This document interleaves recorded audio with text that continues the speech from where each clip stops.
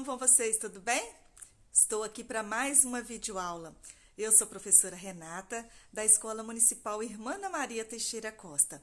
A nossa 15ª aula de hoje vai ser sobre tecnologia e saúde. Vamos comigo?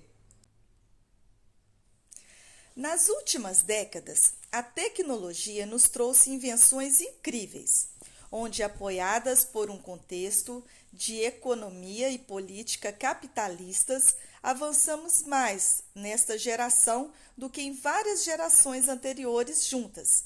O ritmo em que cresce é assustador. Então, aqui está falando que a tecnologia que nós estamos hoje, cada dia mais evoluções, a gente tá num ritmo bem crescente, bem assustador, não é, gente?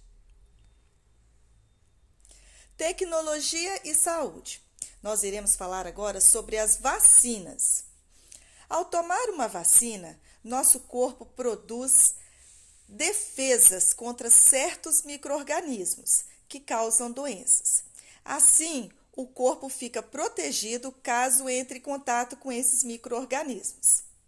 As primeiras formas de vacinação são muito antigas. Os chineses já faziam uso dessa prática há quase 1000 anos. E outros povos da Ásia e da África também desenvolveram técnicas semelhantes. Eles buscavam provocar uma forma mais branda de certas doenças. Assim, quando as pessoas eram infectadas novamente, não voltavam a adoecer do mesmo mal, prevenindo-se das formas mais fortes das doenças. Então, aqui está falando que essa criação da vacina, o que fez? Injetou no próprio corpo os micro-organismos que o corpo irá fazer uma defesa para quando a pessoa adoecer, a doença venha bem mais branda, tá certo? Mais tarde, já na década de 1790, um médico inglês chamado Edward Jenner fez muitos experimentos com uma variedade mais branda da varíola e desenvolveu uma técnica que chamou de vacina. Até hoje, ele é considerado o inventor das vacinas. Então, foi esse rapaz, o Edward Jenner, que ele criou as vacinas para um modo da gente se proteger das doenças. Prevenir ou tratar? Durante os primeiros anos de vida, as crianças são vacinadas contra muitas doenças. Desde o nascimento, né? Lá no hospital, a criança já toma aquelas vacinas que precisam ser tomadas para prevenir de doenças futuras. Aí tem um cartaz. Contra a gripe, seu escudo é a vacinação. Hoje em dia, foi criado, né? Em 1986, foi criado o Zé Gotinha. Por que ele foi usado? Porque as crianças tinham muito medo na hora de vacinar. Chegavam nos postos de saúde já chorando, já imaginando que ia levar uma agulhada, né? Aí, com a tecnologia, né, eles criaram essa vacina em forma de gotinhas, para as crianças não sentirem tanta dor, né? Mas, infelizmente, são muitas vacinas que são injetáveis, né? Que são por agulhas. Mas o que eles puderam fazer para tirar a agulha e colocar a gotinha foi feito, tá? Então, o Zé Gotinha foi criado em 1986 e até hoje é usado nas campanhas de vacinação, especialmente naquelas voltadas ao público infantil, né? Que são as crianças que têm muito medo. Agora, nós iremos falar dos medicamentos. Quando o corpo está doente, existem medicamentos que podem ajudar. Alguns deles tratam os sintomas das doenças. No caso da gripe, por exemplo, eles são utilizados para reduzir sintomas, como febre e dores pelo corpo. Há medicamentos utilizados para matar os micro-organismos que causam infecções. É o caso dos antibióticos.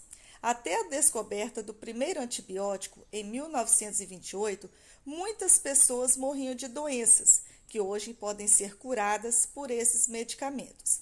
Então, na farmácia a gente encontra uma gama de medicamentos que não precisam de receita do médico. E tem muitas pessoas que abusam desses medicamentos, que é o uso abusivo dos medicamentos, né? A gente tem que tomar muito cuidado, porque tem pessoas que falam assim, eu tomei tal medicamento e foi muito bom para mim. Pode tomar também. Aí a pessoa não sabe que tem alguma alergia, por exemplo, a um Plasil, né, a um paracetamol, toma, pode vir até a óbito, pode morrer, né? Então a gente deve sempre seguir a orientação médica, o que o médico falar aqui para tomar, né, a gente toma. E o antibiótico, por ele ser um medicamento que mata os micro-organismos, que trata as infecções, esses medicamentos são sempre receitados pelo médico. A gente só consegue comprar com a receita do médico, porque eles são muito mais fortes e são perigosos da pessoa tomar sem a orientação correta do médico. Quando estamos doentes, é importante ficar em repouso, manter uma alimentação saudável e ingerir bastante água para que o corpo possa se recuperar da doença. O que quer dizer sintomas? Sintomas são aquelas alterações no corpo que podem indicar uma doença. Por exemplo, febre, né? Uma coriza, né? E infecções são reações do corpo à presença de micro-organismos causadores de doenças. Agora, nós iremos ver um vídeo que fala justamente da criação desses medicamentos. Vamos lá comigo? A penicilina foi o primeiro remédio usado para tratar infecções causadas por bactérias. Por isso, é considerado o primeiro antibiótico da história. A descoberta desse antibiótico é atribuída ao cientista britânico Alexander Fleming, em 1928. Fleming trabalhava com bactérias que cultivava em placas de vidro. Ele observou que, ao redor de certo fungo, semelhante a um bolor, todas as bactérias haviam morrido. O fungo chamava-se Penicillium e, por isso, a droga derivada dele recebeu de Fleming o nome penicilina. Estas cenas mostram a fabricação do medicamento na década de 1940. Antes de sua produção, era comum as pessoas morrerem devido a infecções. O descobrimento da penicilina salvou milhões de vidas em todo o mundo. Agora é com você. Que tal uma reflexão sobre as propagandas de medicamentos e produtos farmacêuticos divulgados pela mídia? Foi o que a tia falou lá atrás, né? Dos medicamentos que a gente vai comprando sem orientação médica. Você liga a televisão, abre um jornal ou revista, vê cartazes e anúncios em outdoors, ônibus, trens, metrôs, todos prometem maravilhas e alívios rápidos. Mas os medicamentos são essenciais quando receitados e usados adequadamente para diagnosticar, prevenir e curar doenças. Utilizados de maneira incorreta ou consumidos sem orientação médica, podem causar efeitos indesejáveis e oferecer sérios riscos à saúde, né? Foi o que a tia falou. As propagandas de medicamentos podem oferecer riscos? É claro, né, gente, que pode. Pode oferecer riscos, sim, porque se a pessoa não sabe que tem uma alergia a um medicamento e se ela tomar, ela, né, como eu disse, ela pode vir a óbito. Nós já falamos sobre as vacinas, né, sobre os medicamentos. Agora nós iremos falar sobre os equipamentos para diagnóstico, para diagnosticar as doenças. Existem vários tipos de equipamentos, então nós iremos falar disso aqui agora. Atualmente, existem muitos equipamentos que ajudam no diagnóstico de doenças. Aparelhos de raio-x e tomógrafos. Mostram imagens do interior do corpo e possibilitam examinar partes que não são visíveis externamente. Os raios-x são utilizados principalmente para a observação de ossos e cartilagens. Já os tomógrafos possibilitam ver os outros órgãos do corpo, como o coração, intestino e o cérebro. Aí a primeira imagem, vocês estão vendo aí ossos do antebraço e da mão em uma imagem de raio-x. Observem os ossos. Correto? E na segunda imagem, essa imagem é de um tomógrafo, de uma tomografia de abdômen de uma pessoa. Aí dá para ver vários outros órgãos, olha, o fígado, os rins, a bexiga, né? Com esse aparelho dá para ver mais profundamente os órgãos das pessoas. Aí é a imagem de um tomógrafo.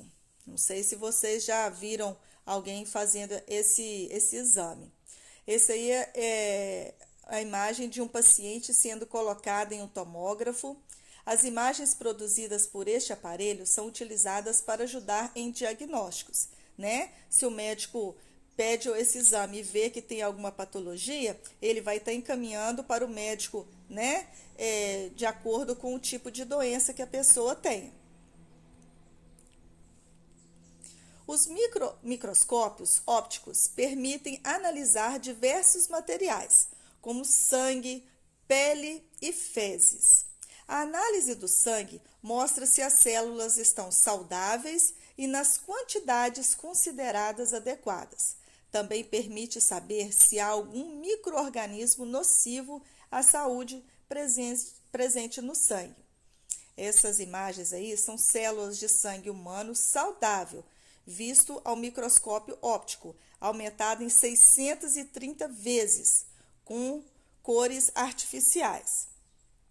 Outro tipo de exame que auxilia no diagnóstico de patologias é o de fezes, que é capaz de identificar a presença de micro-organismos causadores de doenças, né? Aí temos sangue, tem urina, fezes, tudo isso é utilizado este equipamento aí, chamado microscópio, para poder, ele coloca na lâmina, né, o material, e o microscópio ele aumenta 630 vezes para a pessoa poder ver se as células estão certinhas, se tem alguma coisa no sangue, né, ou nas fezes ou na urina, se tem alguma patologia ali.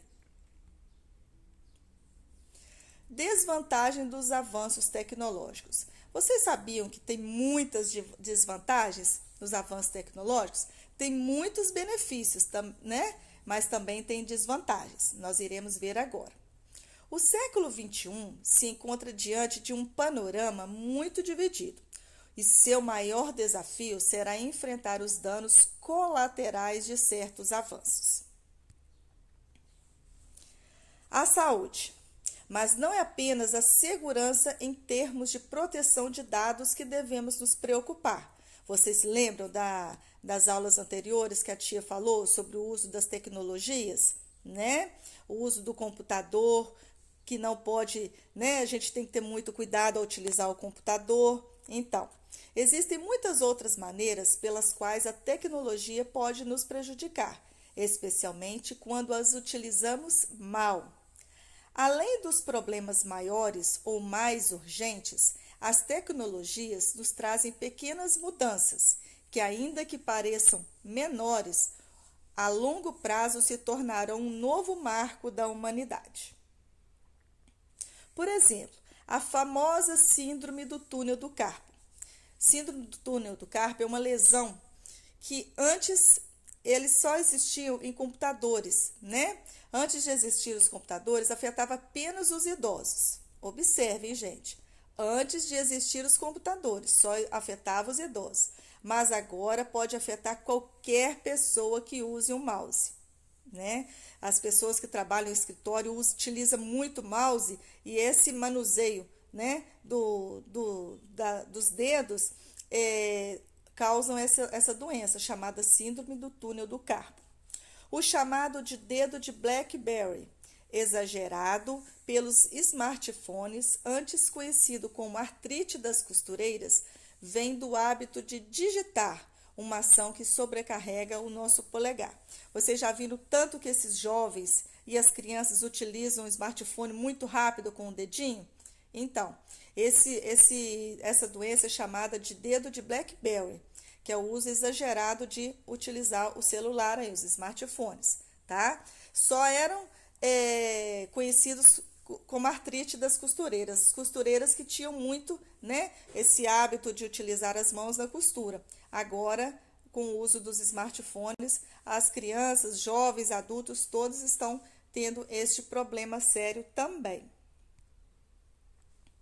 Os laptops aumentaram as patologias cervicais. O que são patologias, gente? Quem sabe me falar o que é uma patologia? São as doenças, dores dores na coluna, ok?